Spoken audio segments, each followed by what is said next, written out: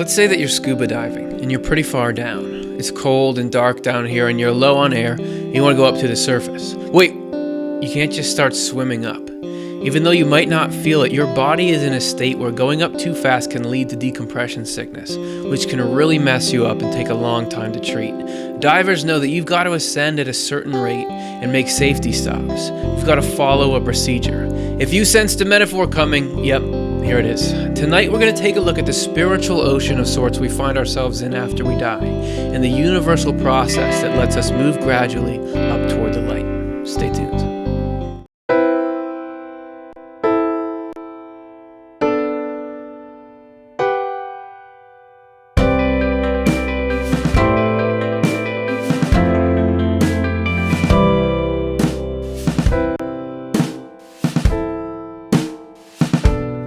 All right, everybody, welcome back to another episode of Swedenborg and Life. Great to have you here. Thanks. My name is Curtis Childs, and I'm going to be the host as we take a trip today. If you want to be a part of that discussion, get your questions and comments, and you can be part of the show. At the end, we put them on screen, and I talk about them, and the rest of you can talk amongst yourself about them.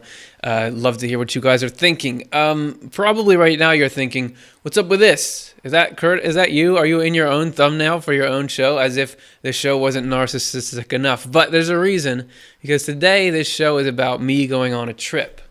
And it's actually a trip we're all going to go on together. You can come with me. And not to be morbid, but this is something that's going to happen anyway to everyone. What if we all watching the show were to die suddenly? What would happen? What would our experience be over the next couple of days and months? What would our first phase of life after death be like? That's what Swedenborg reported seeing in his spiritual experiences is what we're going to look at tonight. So let's kick it off with part one, what the world of spirits is.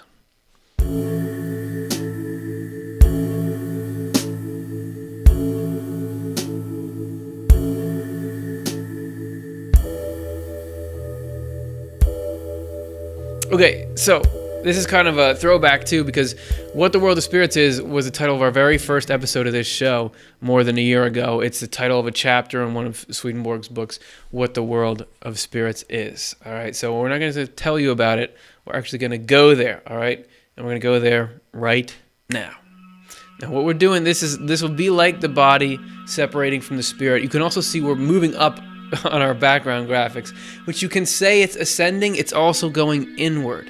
It's also going deeper within the spirit. And as soon as we're free of not just the body that we're connected to, but also the ways of thinking that physical life leads us in, we access this depth. And it gets us somewhere. So I'm in like a glowy place, but I don't really know what it is. And since I don't know where I am, I'm going to do what all humans do. I'll check my phone. Okay, world of spirits. Funny, we made it to the world of spirits. What are the chances? All right, we're here. You may be wondering what the world of spirits is. So our first quote of the night is going to address that. The world of spirits means that intermediate state into which spirits enter after leaving the body. But that guy's not Swedenborg. Usually we'd kick it off with a Swedenborg quote.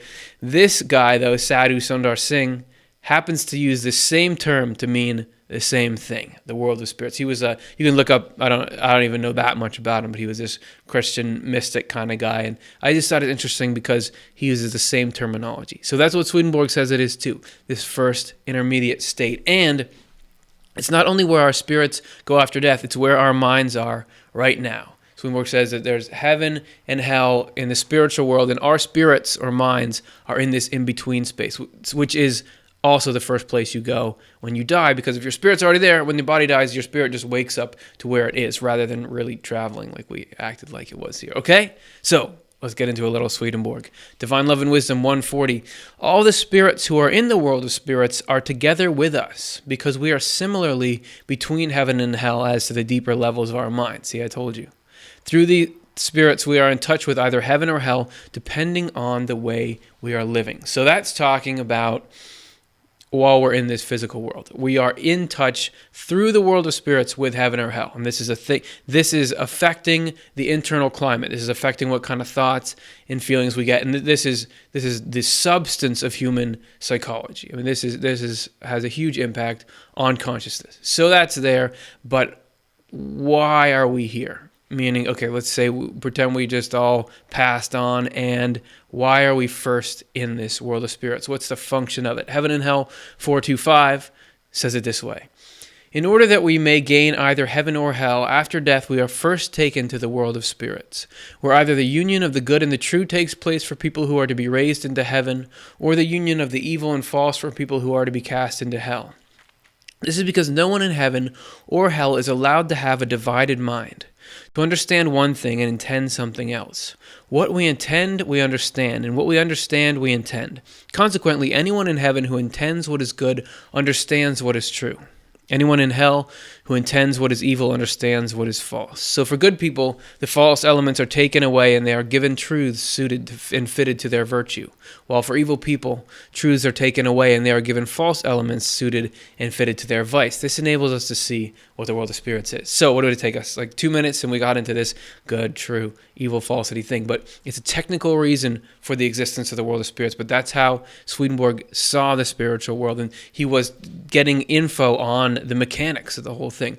So we have an internal and an external being, and we need to either be good in truth or evil in falsity. Having a mixed mind is going to cause all kinds of problems for us or for other people. We need to be who we say we are. We need to be transparent and consistent. So let's talk a little bit more. I hate to do this to you, but we're going to talk a little bit more about the joining of good and truth and of evil and falsity, because it's important groundwork for our journey here. This is Heaven and Hell 479. I've seen that our spirit is our dominant love, meaning what we care about. Our spirit is what we care about more than anything else, from the fact that every spirit seizes and claims whatever suits his or her love and rejects and repels whatever does not suit it. Our love is like a spongy, porous wood that absorbs whatever liquids prompt its growth and repels others. Every love actually wants to be nourished by what is appropriate to it. An evil love by falsities, and a good love by truths. I have occasionally been allowed to see that some particular simple and good people wanted to teach evil people things that were good and true. Faced with this teaching, though, the evil people fled far away, and when they reached their own kind, they seized on whatever falsities suited their love with great delight. I've also been allowed to see good spirits talking with each other about truths, while other good spirits in attendance listened to them eagerly, while some evil ones who were there paid no attention, as though they did not hear anything. So, good wants the truth. If you're in love, you want to know what's true. If you're in evil, you want what's false. And you can see that. I mean, don't evils of particular kinds drink in falsity. If you want to have some kind of burning hatred against a group of people, anything you can hear that disparages them, you pull it in and you accept it as fact because it justifies the hatred. And we all do this to differing degrees, consciously or subconsciously. So it's a good thing to keep some kind of lookout tower for. So that's the mechanics. But I'm here. I want to be good. Let's just say for this hypothetical that I want to be a good person. Why don't I just go right up to heaven? What happens? Well, we're going to give that not just another point, but a whole section. So let's get to part 2 now.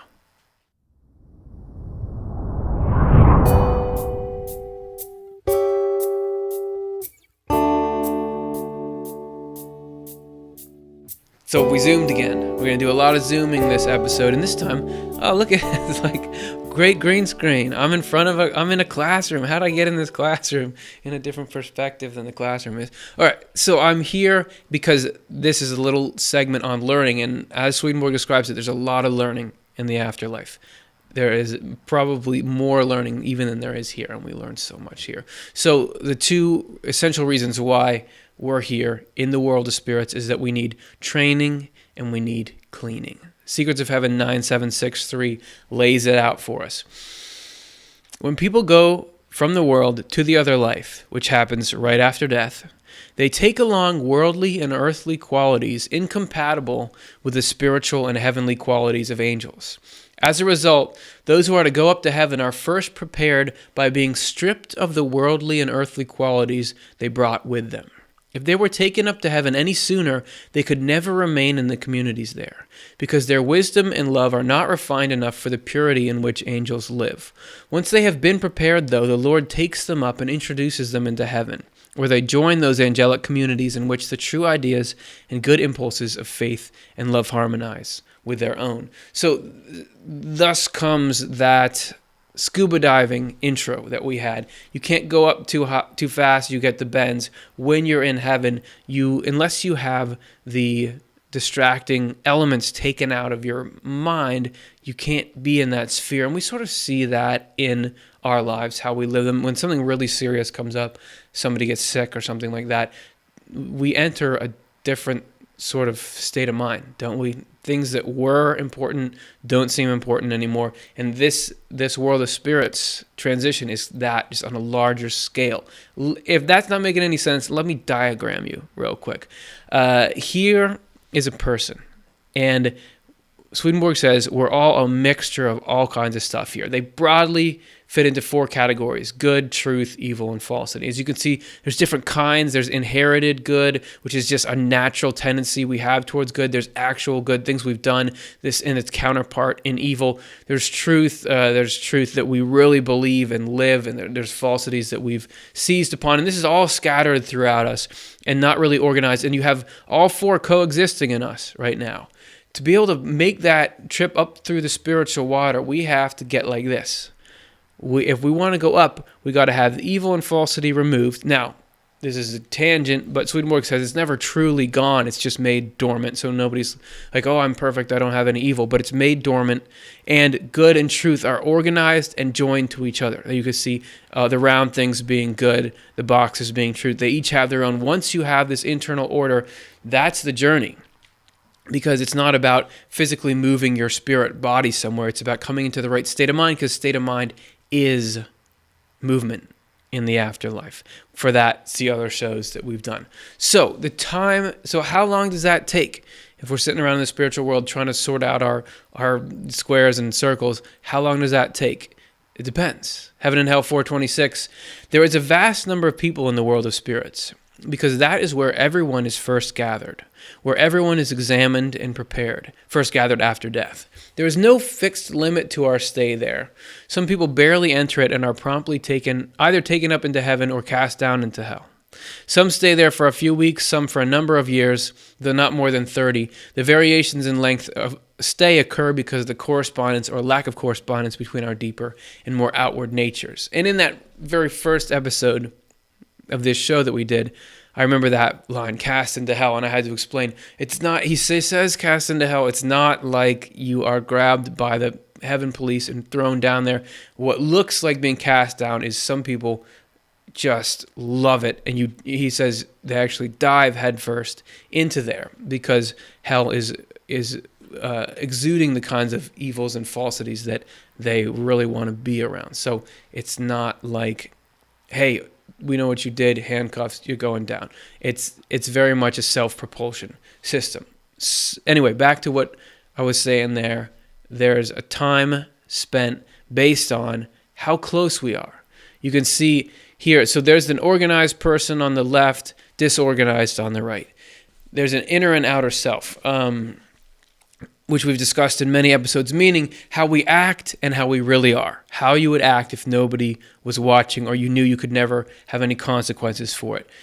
If your outer self and inner self are very different, you spend a long time in the world of spirits. If you were used to acting like you were a nice person, but you're secretly scheming to harm people, it could take a long time for you to become externally like you are internally. So you see the distance between those two states for us is how long the time is. It's just about gaining consistency. Whether you're going to go up or down, you have to be who, externally be an image of what you are internally. And that is the time spent in the world of spirits. We got that. Those were just a couple of warm-ups. Now we're going to move into, Swedenborg describes 3 major states of life that people go into once they've died in their first not more than 30 years, as he describes there. Then again, spiritual time is different than physical time. It's states, not time, but he's approximating. So how do we get from one place to the other? He describes 3 steps, and we are actually going to lay those 3 steps out in their own sections. So let's get to state 1, welcome.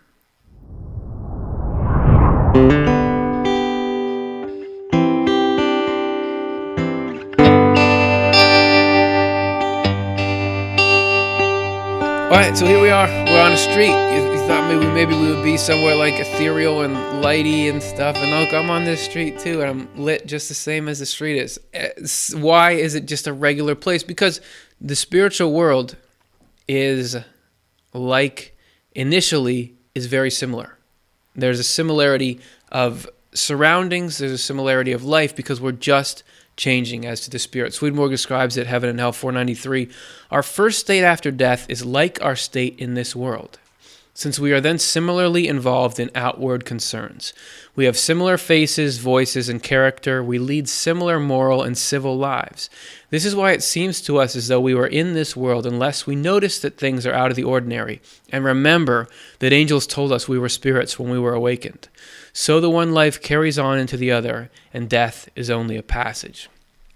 So it's obviously not the very, very first state, because he says, if you remember back when the angels told you, he describes that when we first wake up, we're surrounded by angels. They take care of us. They do everything that they can possibly do for us. It's eventually when we kind of push ourselves out of that state that we come into this equilibrium of normalcy, because this is the environment in which we start to act like we did before. We lead a similar life because we have to return to the mindset that we've built, because it's that we use to go through this process of becoming consistent and in integrity. So if we're there and everybody else is there, there's going to be a lot of meetings and greetings. And Swedenborg describes these, Heaven and Hell 9 and Heaven and Hell 9. This is going to be a video. Okay, this is not going to be a quote. I was like getting ready to read one, but this is going to be a video. It's somebody else reading Swedenborg because we got your letters. You want to hear somebody else talking instead of me on the show. And this is just going to have some images to it as he describes all these different meetings, reunions that he saw in the spiritual world. Since this is what we are like as spirits immediately after our life in the world, our friends and people we had known in the world then recognize us. Spirits perceive who we are, not only from our faces and voices, but also from the aura of our life when they come near. In the other life, whenever we think about someone, we call up that individual's face in our thought, along with many details about her or his life. And when we do this, the other is called to us. This is why as soon as we arrive in the other life, we all are recognized by our friends and relatives, and by people we have known in one way or another. Further, we talk with each other and continue to see each other in keeping with our friendship in the world. I have heard many people who had just come from the world overjoyed to see their friends again, and their friends overjoyed that they had arrived. It often happens that married partners meet and welcome each other joyfully. They stay together as well, but for a longer or shorter time depending on how happily they had lived together in the world. Ultimately, unless they had been united by real marriage love, which is a union of minds from heavenly love, they separate after having been together for a while. We get questions about that last part a lot. If you were married to two different people, who do you stay married to? Swedenborg says maybe one of them, maybe none of them. It just depends. Are you really compatible? It's not about an external contract that people entered into. It's about, was there love? Are you the right kind of spirit? So those people get together, all kinds of reunion, just like you'd think. You get there, the first thing you want is to see the people that you love, reconnect with them. But then we got to get about this business of getting our act together so we can all move up. And Swedenborg describes it further, Secrets of Heaven 1631. At first, everyone in the other life is welcomed as a guest and a newcomer. In order to avoid exposing the inner depths and life goals of these people as yet, angels show them every favor and kindness on behalf of the Lord. Pardon me. Even in the spiritual world, you can have throat problems. So the angels are there, and everybody, let's just keep it cool. Everyone just act like how you were. We're not doing any heavy work right now. We just want you to have a good beginning. We want you to meet the people you needed to meet. And actually, a lot of people get taken to paradise scenery, as Swedenborg describes it. So if this is when people get to go see these amazing things in the spiritual world that just blow their mind. You want to do that? All right, let's do it right now. We're going to zoom. Yeah. Oh, yeah, look at that 3D real water flow. Look at this. It's an amazing place. You get taken up on these vistas. This is obviously a digital physical approximation of how cool everything would be. People say, this is amazing. Actually, I think this is great. This is so cool that I want to actually look around a little bit, if that's cool with you guys. So we're just going to put cameras in my eyes for a second.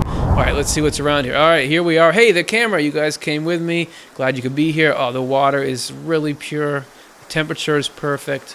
Looking around, this feels like paradise. This has got to be heaven. I'm in heaven, right? Let's see. Secrets of Heaven 540. He describes, in order for those who are honest but ignorant to learn what heavenly joy is and to come to recognize it, they are introduced first into scenes of paradise that surpass anything they could ever have imagined. So I'm honest but ignorant. I think this has got to be heaven. They suppose they have now entered the heavenly paradise, but they are taught that this is not the true happiness of heaven. Next, they experience profound states of joy in their deepest core. Afterward, they are carried into a state of peace reaching to the same level. They confess that nothing about that peace could ever be captured in word or thought. Finally, they are brought into a state of innocence that again reaches right into their deepest level of sensation. This allows them to recognize what true good is like on the spiritual and heavenly planes. So you have sort of a parable of outer versus inner states there, that you get to be in this gorgeous scenery and look around and think, this has got to be heaven. This is so beautiful here, but they're shown, this actually isn't it. Here's peace. That's heaven. They get shown this amazing internal experience. That's heaven. The external aspects of heaven are only heaven because of the state of mind that people are in. And to get to that state of mind, we've got to go through, to get there permanently, to be able to survive up at that elevation, we got to go through this process. And it's not just Swedenborg who's saying that. Lance Richardson is a guy who he wrote a book called The Message, and it's a story of his near-death experience, and this is a little excerpt from it. Until that instant, I had not considered that this was not heaven. So he's in a place just like this, that we are here. Though the abode was heavenly, it was a realm where spirits awaited their resurrections. Heaven was a place where God personally resided, a realm where resurrected beings could live. This is not heaven, is it, Randy? I sought to confirm. No, this is paradise. It is a realm of absolute peace, a Zion for spirits who have lived righteous lives. You are right, he continued, having clearly discerned my thoughts. God does not reside here. That is where heaven is. Does he come here, I asked? Oh, yes. He, as well as his angels who have assignments here, come to fulfill their work. So we have not quite heaven. Very cool. Probably cooler than anything any of us physical human beings have seen, unless you've had some kind of parallel experience. However, not heaven. So how are we going to get from here, by this waterfall, to heaven? Well, it begins with examination. Heaven and Hell 496. This is the very end of the first state of just happiness and meeting, when we start to get down to the business of work. Eventually, good spirits examine them. By the way, you can download this book just by clicking that box if you want to read. It's free. You can download it, read this whole section if you want to hear more about what he said. Eventually, good spirits examine them to determine their nature. This is done in various ways, them being us, anyone who's come into the spiritual world. This is done in various ways because in this first state, evil people can say true things and do good things just the way good people do. As I've already explained, this is because they have lived just as morally in outward form, because they were living under governments and laws, and because this gained them a reputation for fairness and honesty, won people over to them and raised them to high office and wealth. However, one can tell evil spirits from good ones, particularly by the fact that the evil ones pay close attention when the conversation is about external concerns, and little attention when it is about more inward matters, about the true and good principles of the church and heaven. They do hear such things, but without any real attention or pleasure. One can also identify them by the fact that they consistently turn towards certain regions, and when they are left to themselves, follow paths that lead to them. One can tell what love is leading them from the regions they face and the paths they follow. So you turn distance in the spiritual world is state of mind. If there's something you love somewhere, you turn toward it. And you do that when you're left to themselves. When you're around other people, maybe I'm not looking down there, I'll pay attention to what you say. But when it's just you, and you just go where your whims take you, where are you facing? What paths are you starting to walk down? That's the initial hint. But we have to get way past initial hints. We have to get into full-on examination mode. And we can't do that here in this paradise. We got to get somewhere more suited for the second state. So let's go. Oh, wait. Oh, and then I just did this whole outro. Never mind. I forgot one part. There is, in this state, you probably are wondering, where's the life review, right? Where people describe near-death experiences, they have this review of life. That actually happens in this first state, even though it is sort of a guiding thing. It's like it's not deep enough that you have to have that. Swedenborg describes it as he calls it a book of life. I actually have a book of life here if you want to see it. This thing right here. It's not actually a physical book he describes, but it's a phrase. It's from the Bible that means sort of the catalog of your life, of your thoughts and feelings. And he says that he saw amazing things drawn out of people's memories in the other life, out of their book of life, such as books that they had written. There's books that they had written in the world. There was every single word there, just not pulled out because someone had a copy of their physical book, but from their memory. Also, there was things that people had forgotten. Yeah, I gotta get above that. Things that people had forgotten I totally forgot about that, can be pulled out of their memory there, and they can see it, react to it. It can be shown to other people. Now we would call this a life review, which is like a series of images, of like you're with people and how you're interacting with people. What does it matter? That kind of thing. So that would pop up. Anyway, all that would be what we now call the book of life. All right, so does that make sense? So we can be done this book now. Isn't it amazing in the spiritual world, things just disappear when you don't need them anymore? So hopefully that makes sense. Heaven and Hell 498 will cap the whole thing off here. So we're going to pull it up right now. Hey, look at that. The waterfall is still rolling while I'm in this little box. That's beautiful. So again, this is about the timing of the whole thing. This first state after death lasts a few days for some people, months for some, and a year for some, but rarely more than a year for anyone. The difference for particular individuals depends on the harmony or discord between their inner and outer natures. These inner and outer natures must act as one and correspond for everyone. No one is allowed to think and intend one way and speak and act another way in the spiritual world. Everyone must be an image of his or her affection or love, which means we must be outwardly what we are inwardly.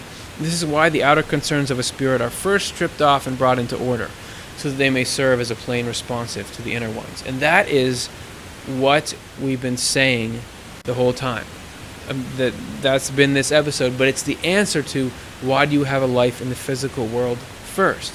Because in the physical world, we don't have to be externally just like we are internally. There can be a dichotomy between the two, and we can actually rage against ourselves at times. I want to do that. I know I'm not supposed to do it. I got to clean up this thing. We can get that kind of work done here when it's not just when we have an ability to go against our nature. So we do that here, and once we put in our work here and we die and go to the next world, then we have this opportunity to get sorted out, get these things in harmony. You know what I mean?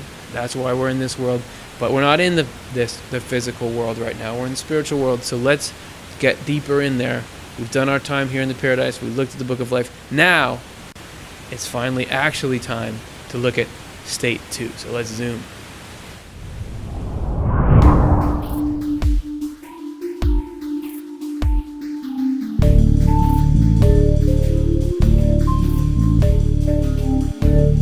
If you think that's creepy, wait till you see when I appear on screen. We're here in our... Oh, yeah, I'm darker. It's not that that's just the light in the second stage. It has nothing to do with how many lights we turned off here in this room.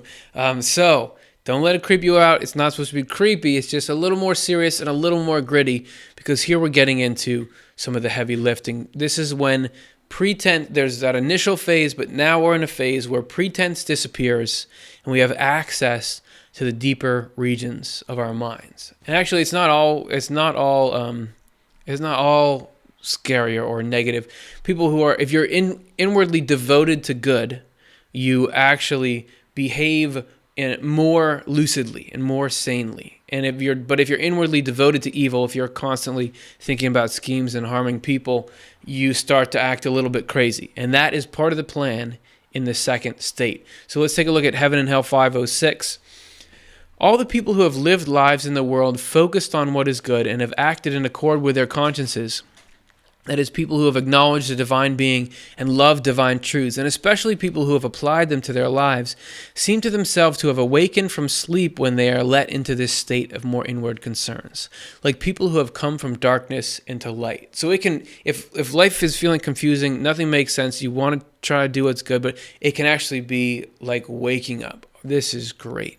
They're actually thinking from heaven's light and therefore from a deeper wisdom. And they are acting from what is good and therefore from a deeper affection. Heaven is flowing into their thought and affections with a profound feeling of blessedness and pleasure that they had never known before. This is because they are in touch with heaven's angels.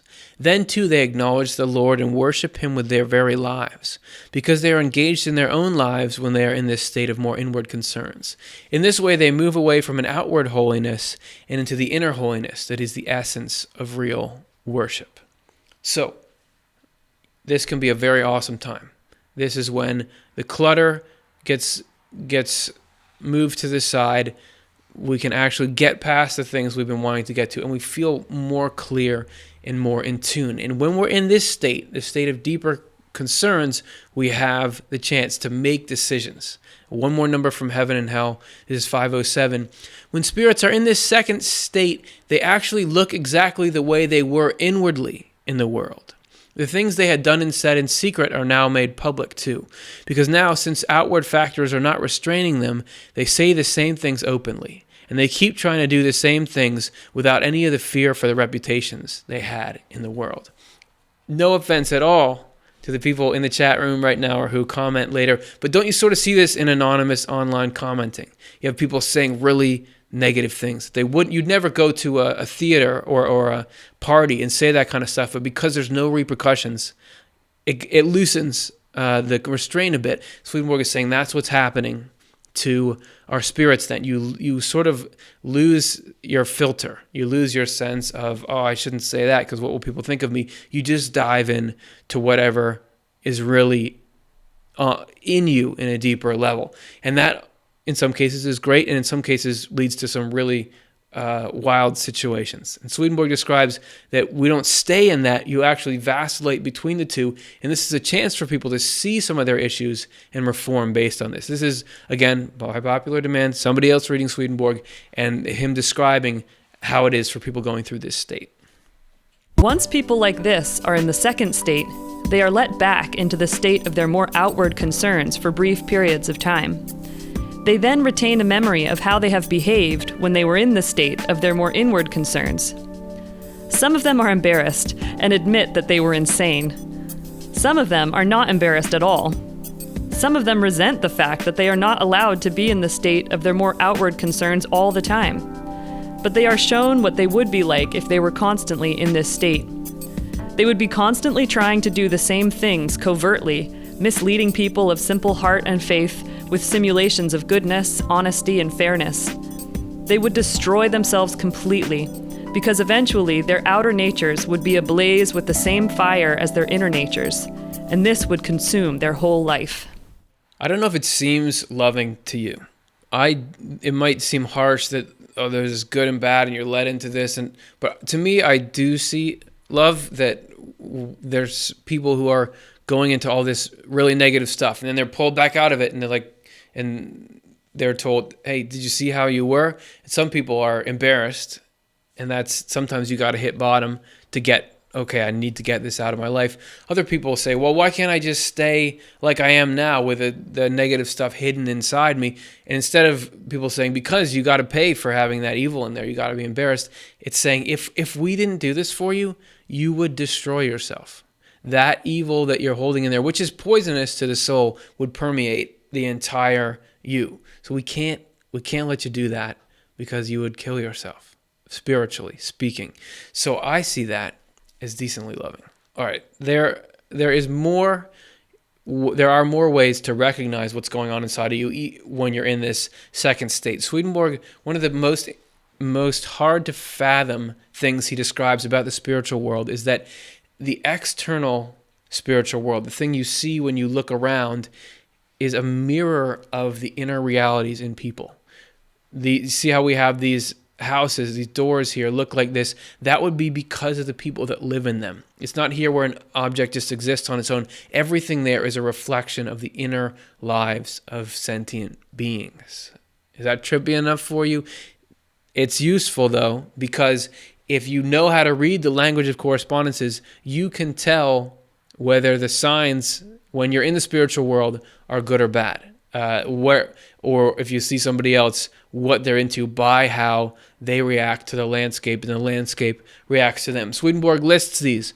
First of all, here's a couple of bad signs. If you find yourself not in this world, but in the spiritual world, starting to flee from the light, I just don't like to be in light. Give me somewhere a little bit darker. That could be a correspondence of internally loving falsity and hating truth, because in the spiritual world, light is truth. If you find yourself hanging out in dark rooms, whispering to people, he says that comes from a delight in deceit, which is a pretty blatant one-to-one correspondence.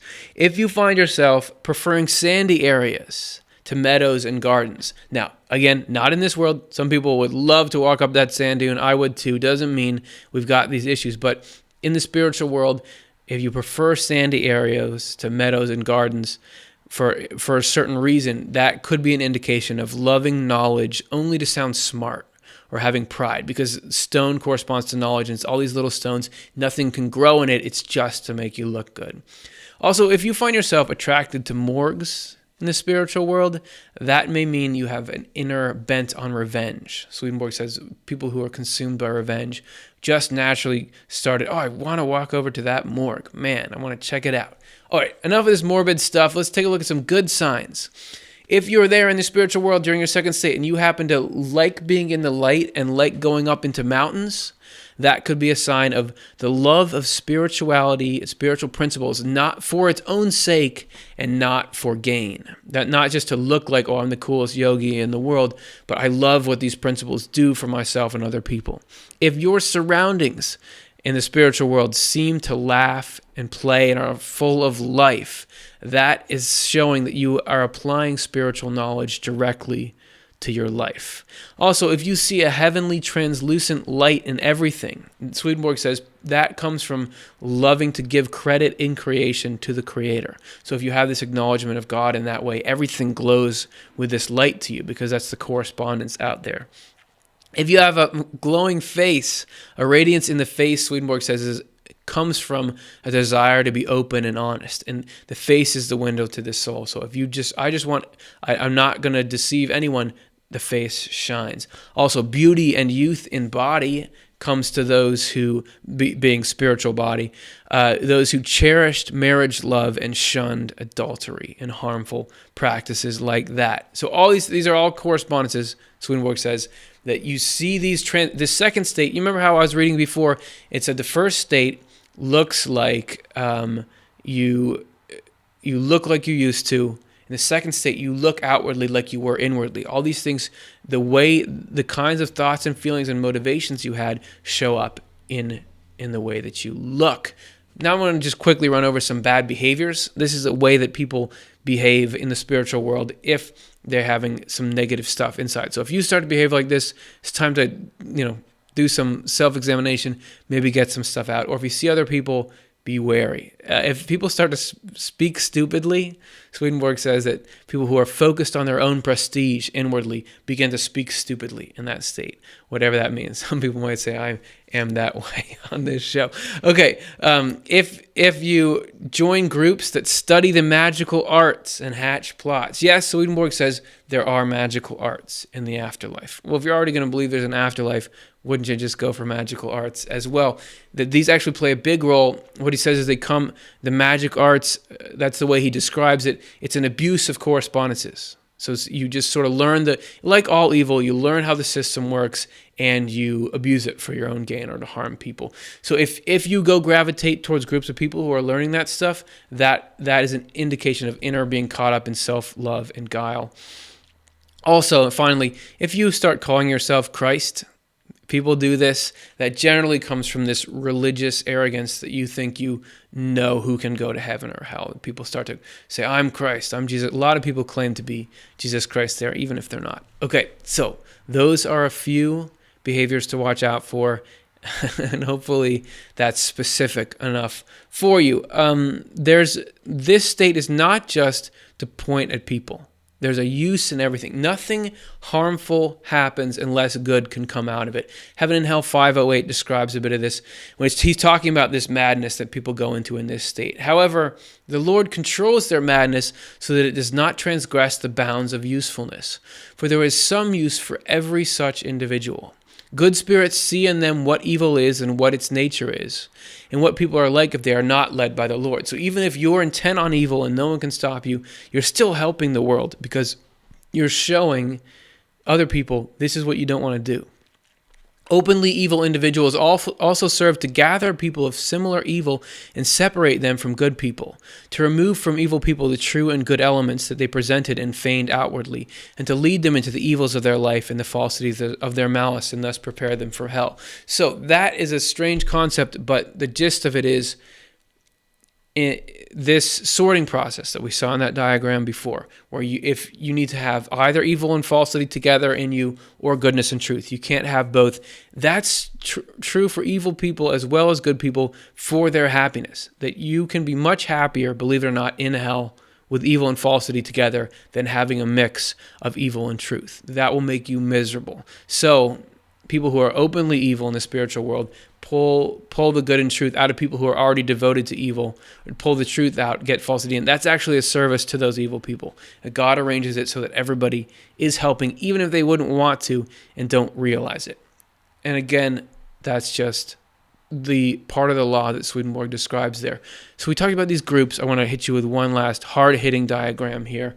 This is about people who, so you see, they're traveling around the spiritual world, but they stop at different communities. This is what we do. The people who are in evil rush into their evil community, but the people who are in good, who have turned towards a good community, they can't rush in yet. Like the scuba diver, it's a little harder to go up. You have to get ready by instruction. And that just happens in a perfect segue to lead us into part 5 of our show, which is state 3. It's about instruction and preparation. So you ready? Buckle up. Let's do it.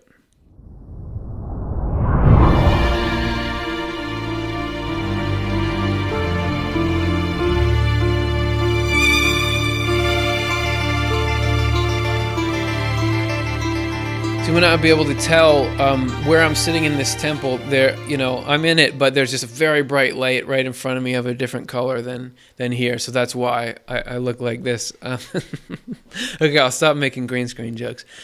Basic knowledge. If you are to go up, there's a certain suite of basic information that you've got to have, Swedenborg says, in order for us to move up. These are just things you learn on the threshold when you're trying to walk up the heavenly path. Heaven and Hell 5:12 describes it. I'm sure this is not comprehensive, but this contains elements of it. No one can behave in a heavenly manner without first having been taught things like the fact that God exists, that heaven and hell exist, that there is a life after death, that God is to be loved above all and our neighbor as ourselves, and that we are to believe what it says in the Word because the Word is divine. Without recognizing and admitting these principles, we cannot think spiritually. Without thought about such matters, we cannot intend them. For what we do not know, we cannot think, and what we do not think, we cannot intend. However, when we do intend such things, heaven flows in. That is, the Lord flows into our lives through heaven, for he flows into the will, and through that into the thought, and through both of these into the life, since they are where our whole life comes from. This is generally addressed to people on earth. However, it's also to people in the spiritual world, because there are plenty of people in the afterlife who don't believe that there is an afterlife. Remember before we talked about evil wants to soak in falsity, that there's a lot of people who don't like the idea of there being an afterlife or a God or a heaven and hell, so they shut that out, and you're allowed to. There's nothing you're forced to believe, but if you want to go up into heaven, there's certain things you got to admit, because that's the mindset that can accept heaven. Okay? Heaven and hell. Let's talk a little bit about how we're taught according to our levels of experience. Just like here, there's a lot of effort put into meeting people where they are. How do people learn? Or we're trying to more and more these days. There, depending on where you are in your life, you'll be taught differently. This is Heaven and Hell 5:15. It says, not everyone is taught in the same way or by the same communities of heaven. We're describing this all in sort of block steps. Like first it's this, then it does this. But obviously the spiritual world is as big and complex, more so than this one. So it's not all going to be the same. People who have been raised in heaven from infancy, the people who had died as little babies, on this earth who just have only really known heaven are taught by angels of the inner heavens because they have not absorbed false notions from distortions of religion or befouled their spiritual life with impurities drawn from rank and wealth in the world. Yeah, so Swedenborg was pretty down on the religion of his day. Most people who have died as adults are taught by angels of the outmost heaven because these angels are better adapted to them than are angels of the more inward heavens. These latter focus on a deeper wisdom that the deceased cannot yet accept. So there we have, last week we talked about the different levels of heaven, and it's not that the different levels are better than each other, because in this case, the lowest or outermost level needs to be there to teach us, because we can't understand the higher levels, and if they weren't there, there would be this disconnect. Everyone is playing a part, just like the skin is essential to the body. If it wasn't there, the heart and lungs, everything inside would be in really bad shape. So he also mentions that you're taught by people from your tradition. There's it's not, you're not going to show up and somebody who doesn't vibe with you at all is going to teach you. It's going to be people who know where you're coming from and know the right path and how to speak your language to you. We're not going to get into it much here, but he talks about false heavens. If people come into heaven with an idea that heaven is like this, heaven is continually partying, heaven is just worshiping all the time, heaven is feasting all the time, instead of an angel saying, you're wrong for thinking that's bad, they say, all right, yeah, then go to heaven. This is going to be great. And Swedenborg has this whole story about people who get to go try their heaven. And after a little, they love it at first, but then they just get so sick of it that they realize this is not heaven. Doing one thing all the time is not heaven. Then they're shown the real heaven. And they learn via experiences. And in Heaven and Hell 5:17, he describes that teaching in the heavens differs from teaching on the earth, and that their information is not consigned to memory but to life. Since spirits' memory is in their life, they actually accept and absorb whatever agrees with their life and do not accept, much less absorb, what does not agree. This is because spirits are affections, and therefore have a human form that resembles their affections. Since this is their nature, they are constantly breathing in a desire to know what is true for the sake of constructive living. The Lord, in fact, sees to it that we love the constructive activities that suit our gifts. This love is intensified by our hope of becoming angels. There are various ways in which an affection for the truth suited to usefulness is instilled, many of them unknown in the world, primarily by depictions of useful activities, so futuristic learning tools. These could be presented in thousands of ways in the spiritual world, with such grace and charm that they permeate spirits all the way from the deeper levels of their mind to the outer levels of their bodies, and therefore affect the whole person. As a result, spirits virtually become their constructive lives. So when they arrive in the communities their instruction has prepared them for, they are in their own life when they are engaged in their useful activities. We may gather from this that awareness, which is an outward form of truth, does not get anyone into heaven. Rather, what gets us is the useful life that is granted through knowledge. So love, truth, use. That's the triforce of Swedenborg, if you will, the foundation on which everything rests. And that is exemplified there. That in the learning, it's not just you go, I've got to take a biology exam, I'll learn some things about biology, memorize them, write them, forget them. You use them, they become part of your life as you learn. That's the kind of living that can get you into heaven. It's done in all these very cool ways. We don't know what they're like. However, we have a few examples. Swedenborg talked about people being shown the benefits of a mind or memory that let in the light of heaven. And to get that, they're actually shown representative correspondential images of the brain. It's like, that old, this is your brain on drugs thing. This is your brain on falsity. They'd be shown. There's 5 different pictures they're shown. The first one, we didn't make the pictures because we don't know exactly what it would look like, but here's a description. They were shown a calloused substance that looks hard and streaked with tendons. And this is like the mind of people who have focused on memorization without developing their rational ability. And then the next one, they're showing that same substance, but it looks shaggy. And this is people who have filled their memories with a random disorganized mass of false notions. And then they were the same thing shown that a different one that looks like stuck together and bony. This is people who have focused on memorization just for the sake of themselves and worldly pursuits. And then we got another one, I think. Is that the last one? Okay. A dark substance that absorbs light and turns it into darkness. Now, this is a picture of a human mind in some way that does this. People who have tried to probe divine secrets without believing anything before it is proven to them. That creates that kind of thing. And then finally, a callous substance that's bony, hard as ebony, and reflects the light's rays. People who have been cunning and hypocritical.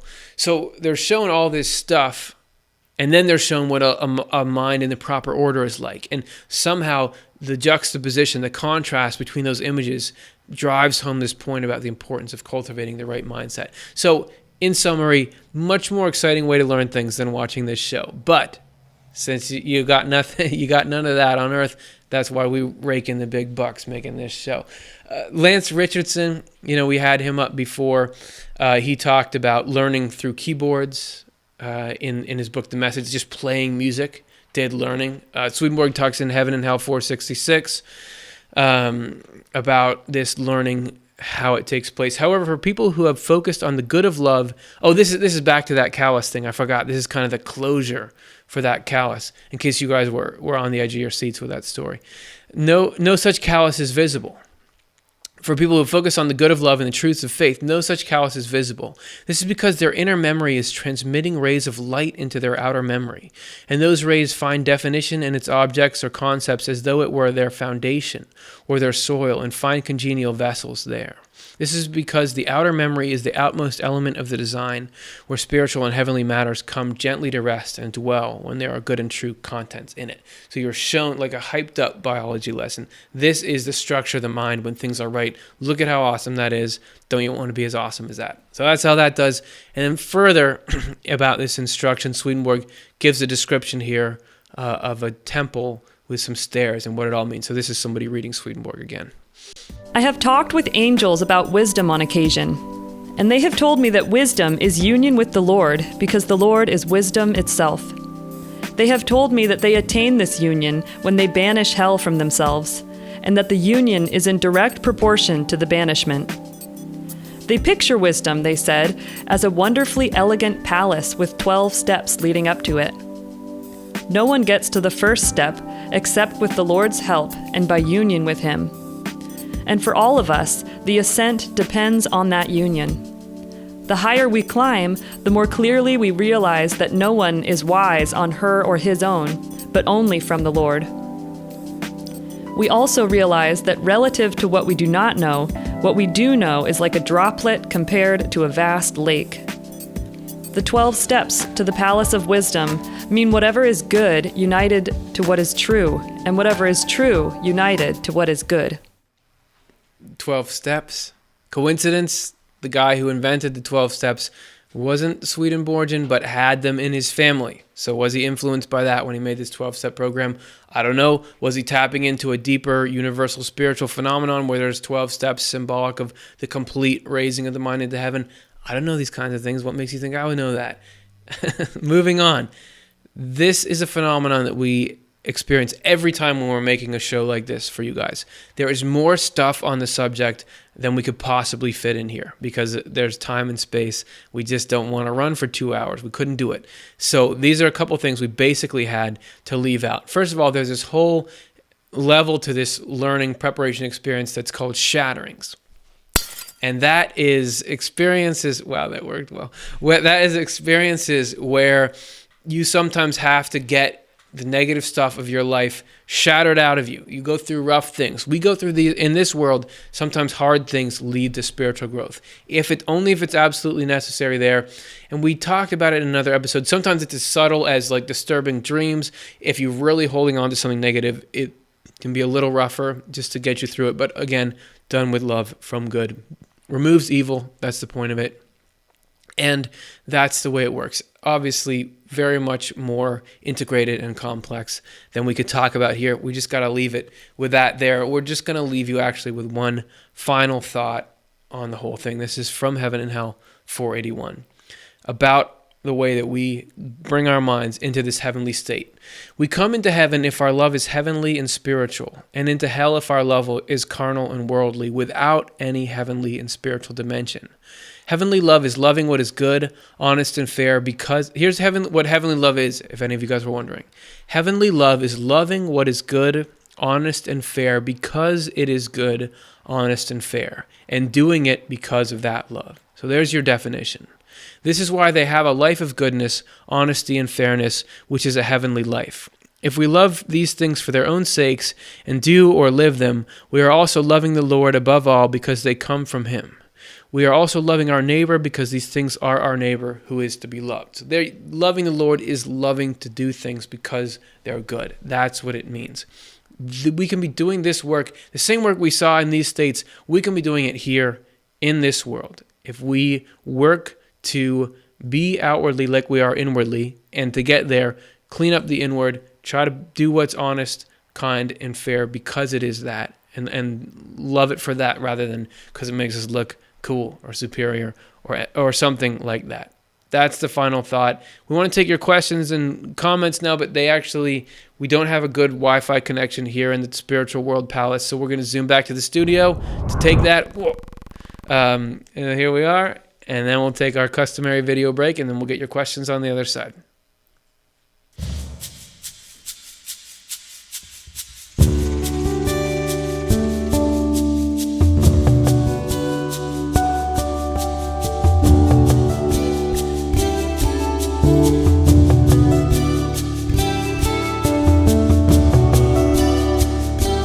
Man, the dropping out of that temple rattled my brain a bit, and I forgot to say this. Please like and subscribe to our channel. These are these little buttons here. That helps raise our channel up into heaven, the YouTube heaven of suggested videos, and we'd really appreciate it. And if you want to help support the engine that makes this program, does this programming, consider making a donation to the Swedenborg Foundation, 501c3. We actually have a grant that matches it 5-1. So if you give $5, we'll get another 25 in there. So that's pretty awesome. Thank you guys for all your support and for all your support just through being here. And we're going to prove that we like having you here by looking at your questions and comments now. So let's take a look. Can spirits have babies like humans do? Answer, no. Or that's how Swedenborg says it. And what he says about it is that there are married couples in heaven, but they don't have babies. Like there's a new person. He says they have offspring, which is good in truth, which might sound a little weird, but that's the essence of life. I don't know exactly what that would mean, but he says good in truth are the spiritual offspring of heavenly procreation. That's our job here on earth. Just like we're like the feet of the grand body of heaven. The feet have to be there. We got to continue the human race here. That's how the whole thing goes. It's not like heaven can do everything without us. They need us for some stuff. So it's not just like we're parasiting off them. So that's what he says about that. Let's take a look at the next question. Michael, since children and adults go different places for re-education in the afterlife, what happens if a mother and child die at the same time? Are they separated? Well, if heaven is full of love and wisdom and completely sensitive to the human condition, you think they're not just like, oh, you go this way, you have this tag. They're going to understand if there's a bond there of mother and child. I would imagine that there is a space for that. It's not just like an inhuman machine that sets it up. And families, it talks about that initial state of reunion. If your reunion is right away for both of you, you would get to be together. I don't know how that whole thing would go, but I can't see a spiritual family being broken up lightly like that. I'm sure there would be assistance and help. I don't know the details. He doesn't talk about that, but that's what I can say based on the stuff I know from his other stuff about stuff. Thanks. Let's take a look at the next question. Tammy, can spirits remain earthbound? It's an interesting question in terms of Swedenborgian philosophy or theology or worldviewism. There's a term, earthbound spirits, that is from people who, I don't know if it began with like psychics and mediums or people who talk about this spirit is earthbound. In Swedenborg's terminology, hell is earthbound in the way that you are absorbed in carnal sensory type pleasures in the hellish mindset. So from that, you would be more and more interested in worldly things, like the lower elements of this world. Also, I do hear him talk about evil spirits imagining they're still in this world and wanting to be in this world. And I think because, like we saw in this episode, in heaven you can't practice guile, or in the spiritual world you can't practice guile. You have to be what you say. And if what you really are deep down is something that is repulsive to people, you'd rather not anyone know that, because then you can't worm your way in and take advantage of them. So those are a couple of scattered thoughts on the Earthbound thing. And as far as being earthbound in the way that it's commonly described now, I'd say there's elements of that in Swedenborg. It's a little bit different. Okay, cool. Next one. Are aliens demons? Sherry. Swedenborg does talk about aliens. He does say that we are only one planet out of many planets that has people on it. He calls everybody, all people, he actually in spirit says that he talked to people from other planets. So there you go.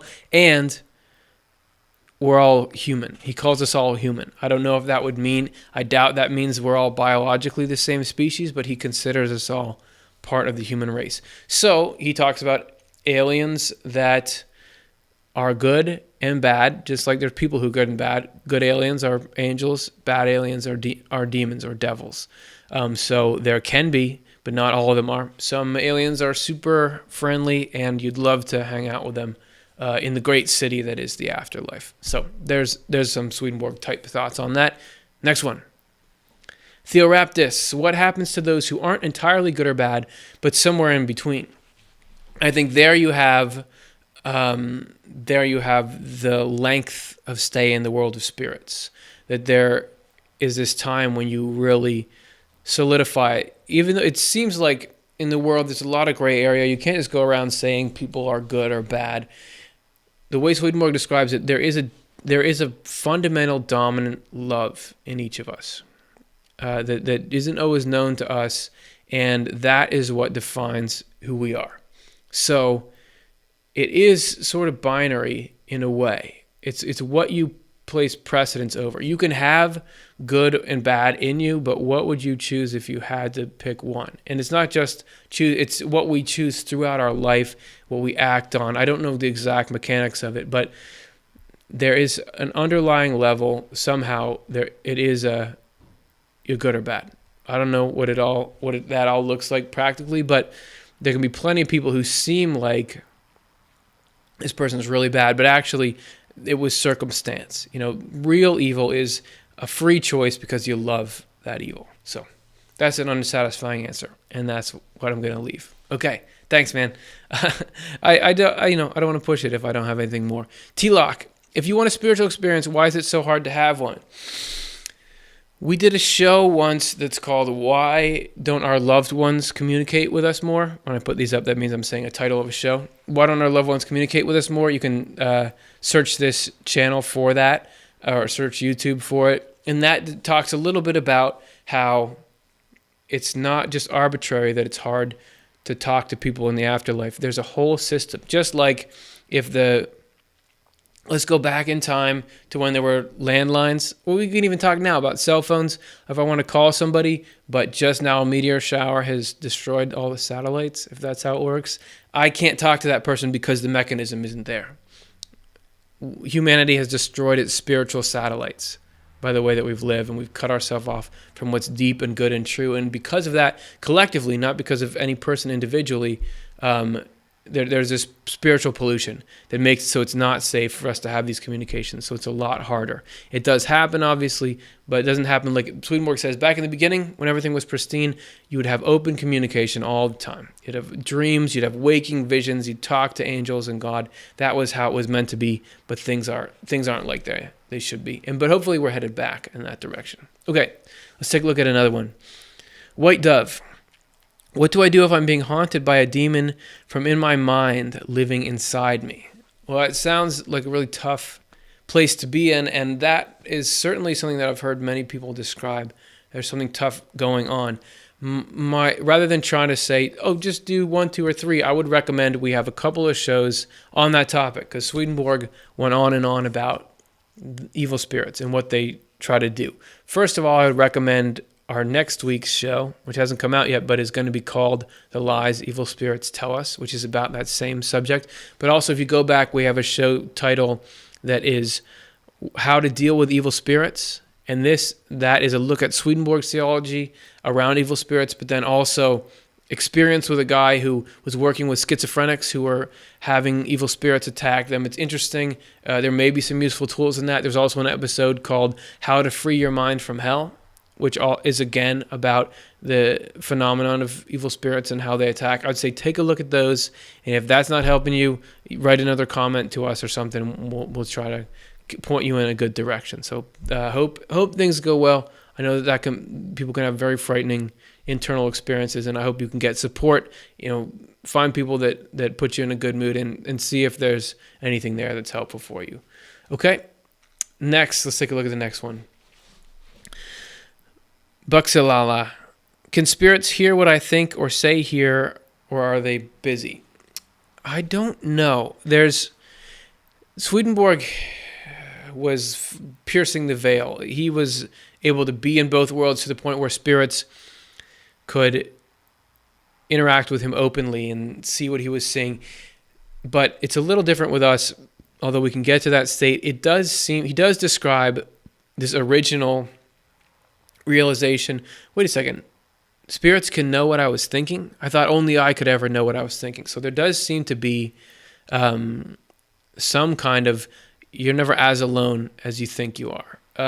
But I'm not sure when is it they can hear word for word. Sometimes Swedenborg talks about correspondences, that they can just see what you're thinking about, that our dreams are actually correspondences based on what the spirits around us are thinking about, or the angels. So I don't know exactly what that ratio is, but there certainly is an element of the spiritual world is very immediate, and what we're doing here directly reflects into them. So there's a couple thoughts on that. If I have more time, I could dig into the Swedenborg and maybe get it figured out, but that's where I am right now. Thanks very much for the question. Let's do another one. 2. I know someone who is genuinely thinks he is Jesus. Is he not just mentally ill? Is it spiritual? Speaking of the mentally ill, do they heal on the other side? Oh yeah, good job putting those together. So, is he not just mentally ill? Is it spiritual? Swedenborg says the spirit is the mind. So spiritual illness is mental illness. The spiritual world is at play in everything. However, our consciousness is an interaction of the spiritual and physical worlds. Obviously, if you damage part of your brain, that directly affects your consciousness. So we're not purely spiritual. A lot of, mental illnesses it seems like there's some kind of mix, because it's thoughts and feelings, but it's also how those thoughts and feelings are interacting with the brain substance. So I don't really know what the difference would be there between mentally ill and spiritually ill. There's not as simple, here's everything physical, here's everything spiritual. There's a constant interaction. There's probably a good chance that he's not Jesus, but as we're reading here, Swedenborg says that happens a lot spiritually. So there's that component there. Whether you could fix that by giving a particular pill or treatment, I don't know. Swedenborg does say that even though there are spiritual causes for things, we go about treating them physically, because that's just the order of things. So it could be a combination of learning and some kind of physical stuff. So in the end, I've said all that to prove that I don't know. I don't know the answer to that one. Do they heal on the other side mentally ill? Yes. The physical, because if there was a mental illness that stemmed from a physical issue, obviously the body isn't attached anymore. That's not going to be there. And then this world of spirits transition that we're talking about frees you of evil and falsity. All mental illness, then spiritual illness would be evil and falsity. So that gets out. You should be feeling pretty happy and healthy. Okay? So thanks for those questions. We're going to do a couple more here. Michael, does anybody just skip the world of spirits and go straight to their heaven or hell? They get close. Swedenborg says lifted almost immediately up, or maybe it's immediately. Yes, the answer is yes. Functionally, yes. And it depends on how much we've done here. Little kids go right up because they don't have evil yet, which brings up a whole can of worms, which I'm not going to try to open right now. Can of worms. I guess that's a fishing reference. But if we do a lot of work here, get processed a lot, and end up pretty close to all the way good, or our thinking and feeling is all good and true, or all evil and false, we can get pretty close. And we can, if we want to go up, we can work on ourselves here, and that makes our time in the world of spirits less lengthy. Okay, so let's do 2 more. Carrie, when we strive to do something good for others, such as curing cancer, and our intentions are not for worldly gain, yet God decides it is not time yet, is that just to grow our spirit? And I'm going to think that you're talking about trying to do something good like cure cancer and it doesn't work. I would think that's a combination of factors. Because if there was somebody, everything proceeds according to order. If there was somebody 400 years ago that was really wanting to cure cancer, even though we can't even now, that back then they just wouldn't nearly have the tools or the means to understand physically what's going on there. So you can't just figure out a cure for it without the means. So we're all part of a larger system. It may be that you're part of that process that moves it forward, even if you can't, just because of the way things are, you can't be the full solution to it. So I think that it's not necessarily, it's all an indictment on us. As far as how that process affects us, there are elements of both. I mean, we are growing in spirit there, but then we are also doing things for other people. We're all playing the game at the same time. So what you're doing is affecting other people. So it's partially about your spiritual growth, partially about the actual impact and legacy that you would leave. All right. I think that was good. Okay, I said one more question, but there's 2 more. We'll do. Well, now I don't know how many there are. Okay, there's gonna be. Okay, do we have guardian angels, Jim? Yes, Jim. According to not just Swedenborg, but a lot, you've probably heard guardian angels from a lot of other people. Swedenborg says there are 2 angels with us all the time. One angel with our feelings, one angel with our thoughts. And that these are constantly with us, moving us, shaping us, I would imagine protecting. That's at least 2. There can be other communities and societies that we're in. I know that there are angels whose job it is to come and help out. So we have good help. And I think the guardian angel thing is very much real, even though Swedenborg doesn't use that phrase. He uses other ones. So thanks for the question. Here's the last one for the night. Michael, how can one value rationality and value faith and belief without proof? So how can one value rationality and value faith and belief without proof? It depends. Swedenborg talks about how just blindly having faith, just saying, I just believe this and I'm convinced of it, that's not actually that useful. You do need to weigh it in your mind, and you need to turn it around and figure it out for yourself. He says that's an important part of the rational process.